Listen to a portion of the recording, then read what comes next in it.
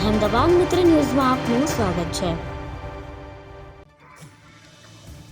મોરબી શહેરમાં વધતી ટ્રાફિક સમસ્યાને કાબૂમાં લેવા પોલીસ દ્વારા હવે કડક અભિગમ અપનાવવામાં આવે છે।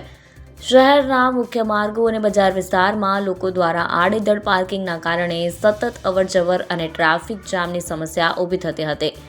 આ સ્થિતિને ધ્યાનમાં રાખી મોરબી પોલીસ દ્વારા નો પાર્કિંગ ઝોનમાં પાર્ક કરાયેલ 2 વ્હીલર અને 4 વ્હીલર વાહનો સામે ટોઈંગ કાર્યવાહી શરૂ કરવામાં આવી છે। ખાસ કરીને હવે પોલીસ પાસે 2 ટોઈંગ ક્રેન ઉપલબ્ધ થતાં કાર્યવાહી વધુ અસરકારક બનશે।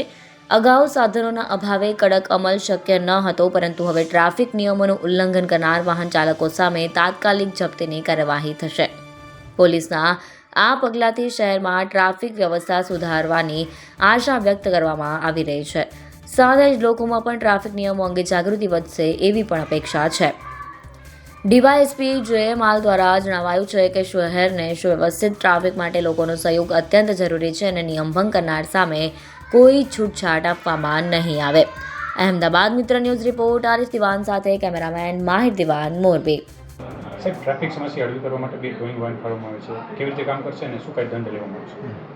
આજરોજ મોરબી જિલ્લા ટ્રાફિક પોલીસ દ્વારા મોરબીના શહેરના જુદા જુદા વિસ્તારમાં ટ્રાફિકની સમસ્યા નિવારવા જે ગલી રસ્તા અને જૂના સાંકડા રસ્તાઓ છે એમાં લોકો પોતાના વાહનો છે એ બિનજરૂરી રોંગ સાઈડમાં ચલાવી એવી જગ્યાએ પાર્ક કરે કે જે ખરેખર ટ્રાફિકને અડચણરૂપ થાય છે।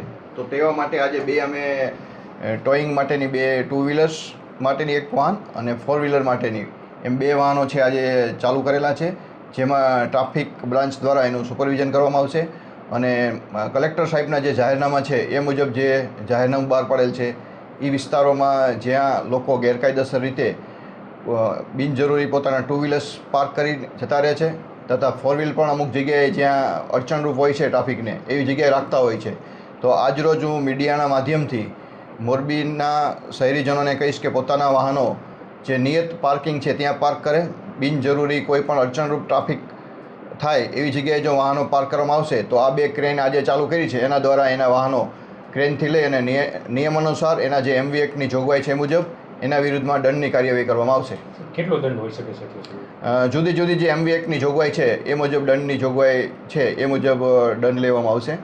તો આજના શુભારંભ કરેલ છે બંને જે વાહનો છે એ શહેરના જુદા જુદા વિસ્તાર A ડિવિઝન B ડિવિઝન વિસ્તાર છે જ્યાં ટ્રાફિકની સમસ્યાઓ છે ત્યાં ટ્રાફિકના કર્મચારીઓ સાથે આ 2 વાહનો ફરતા રહેશે અને જો કોઈ એવી રીતના બિનજરૂરી રીતના જે અડચણરૂપ વાહનો હશે એને ટોઈંગ કરીને એના વિરુદ્ધમાં MV એક્ટની જોગવાઈ મુજબ દંડ કરવામાં આવશે। સર, ખાસ કરીને એકી વાહનના જે પાર્કિંગ માટેના આપણે નિયમો બનાવેલા છે એની ચુસ્તપણે અમલવારી નથી થતી, એના માટે શું કરશું અને જ્યાં પાર્કિંગની જગ્યા છે ત્યાં થયેલા દબાણ માટે શું કરશું?